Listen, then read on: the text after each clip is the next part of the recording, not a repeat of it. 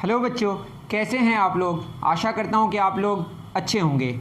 हमने शुरू किया था डायनेमिक्स बहुत पहले और रिसेंटली हमने एक लेक्चर रिकॉर्ड किया था डायनेमिक्स पे, जिस पे हमने डिस्कस किया था किसके बारे में, मैकेनिकल एनर्जी, जिसमें पोटेंशियल एनर्जी, काइनेटिक एनर्जी के बारे में बात होती है, उसके बारे में मैंने डिस्कस किया था। लेकिन एक टॉपिक उसमें छूट गया था, उसमें है law of conservation of mechanical energy basically. लेकिन यहाँ पे आपके बुक में लिखा हुआ है law of conservation of energy.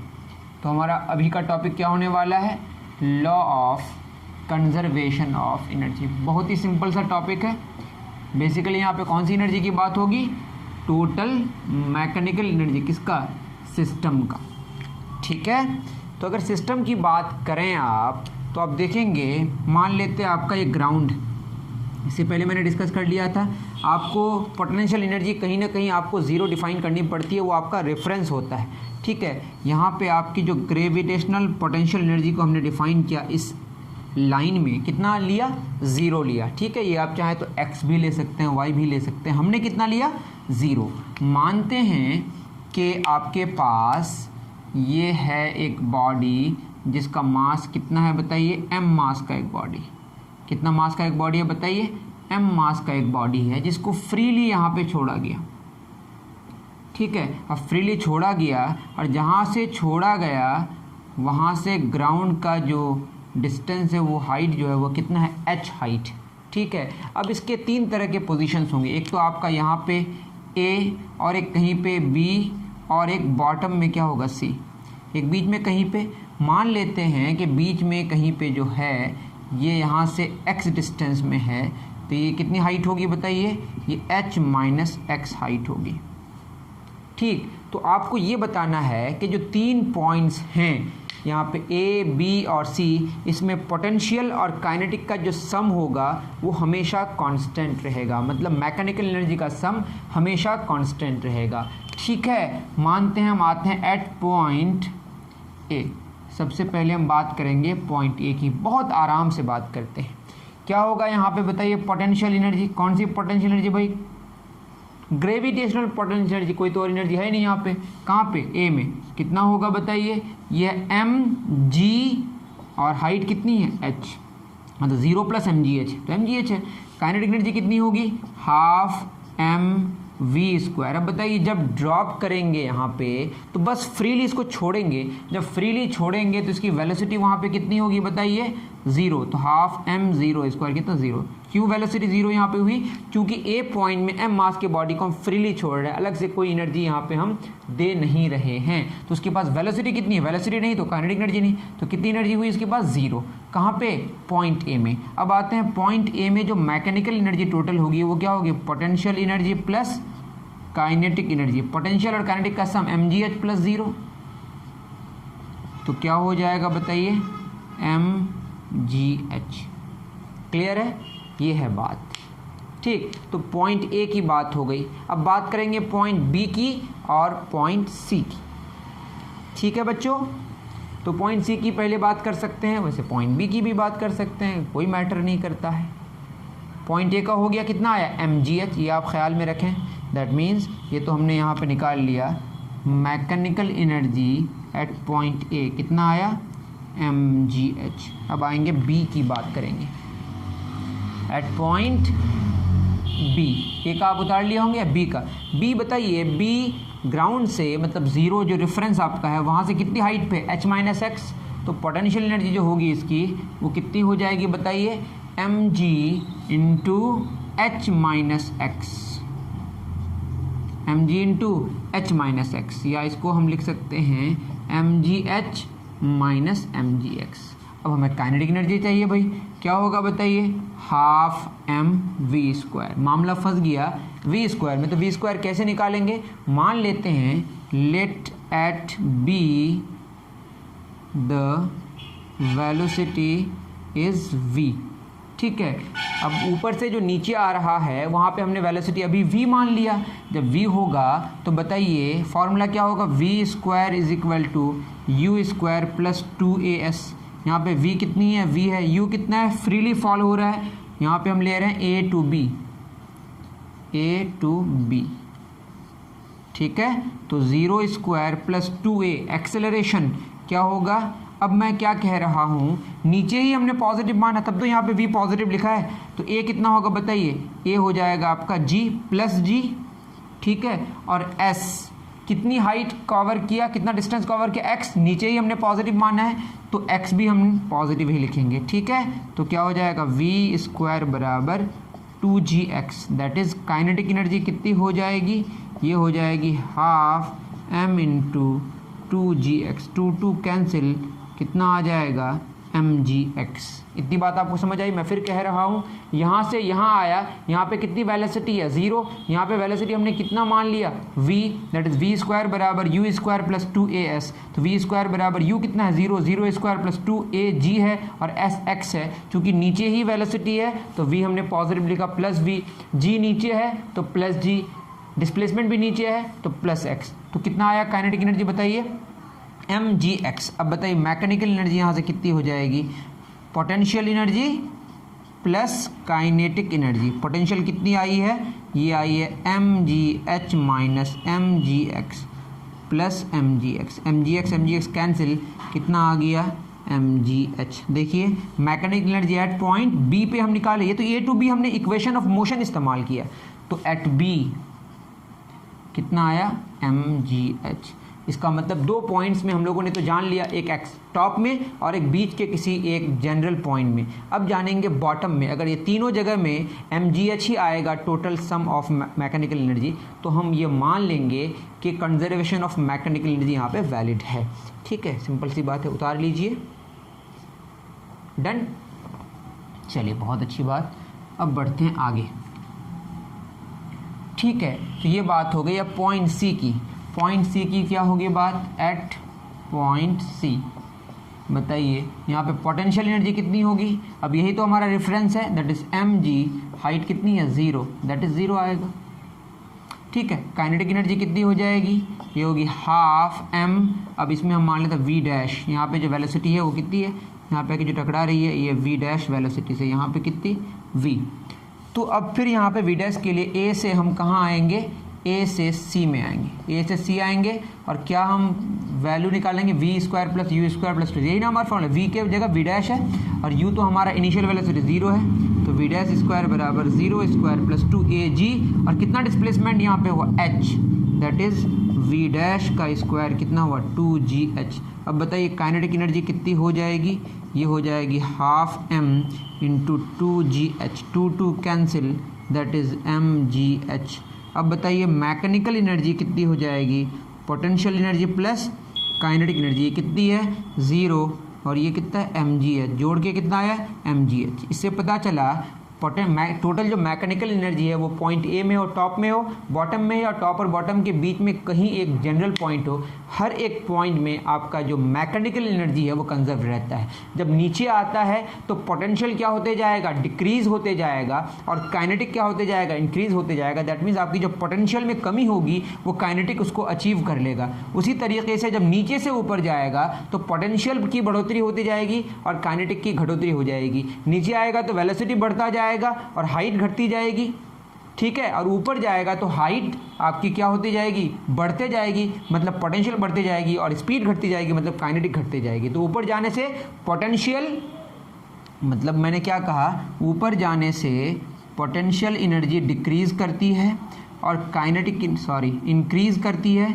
और काइनेटिक डिक्रीज करती है, लेकिन इन दोनों का जो सम है वो कांस्टेंट रहता है। और नीचे आने से पोटेंशियल एनर्जी डिक्रीज करती है और काइनेटिक एनर्जी इंक्रीज करती है, लेकिन इन दोनों का सम कांस्टेंट रहता है। तो हम इससे क्या निष्कर्ष निकाले कि sum of potential and kinetic remains constant, कब, किसी बॉडी का जब नीचे से ऊपर फेंका जाए या ऊपर से नीचे ड्रॉप किया जाए। इन दोनों केस में total sum of mechanical energy remains always constant. Clear है, पोटेंशियल घटती है बढ़ती है, काइनेटिक घटती है बढ़ती है, लेकिन sum of potential and kinetic remains constant. ये केस है किसका, ये है आपका पहला केस। इसमें लिखा है verification of the law of conservation of energy in the case of freely falling body. ये कौन सा बॉडी हमारा हो गया, फ्रीली फॉलिंग बॉडी, आपके पास लिखा हुआ होगा। ये किस केस के लिए हुआ, फ्रीली फॉलिंग बॉडी का केस में, ठीक है। दूसरा केस है law of conservation energy in the case of simple pendulum. दूसरा क्या जानेंगे, सिंपल पेंडुलम के बारे में। Law of conservation of energy हमने पहला किसका जाना, in the case of freely falling body. दूसरा कौन सा केस होगा, दूसरा केस होगा हमारा सिंपल पेंडुलम का। सिंपल पेंडुलम में क्या होता है, एक रिजिड सपोर्ट होता है, ये आप जानते होंगे। ये आपका क्या है, एक लाइट स्ट्रिंग है और नीचे जो आपको दिख रहा है वो है आपका बॉब, ठीक है। इसको अगर हम यहाँ लाके छोड़ देंगे, इसको अगर यहाँ लाके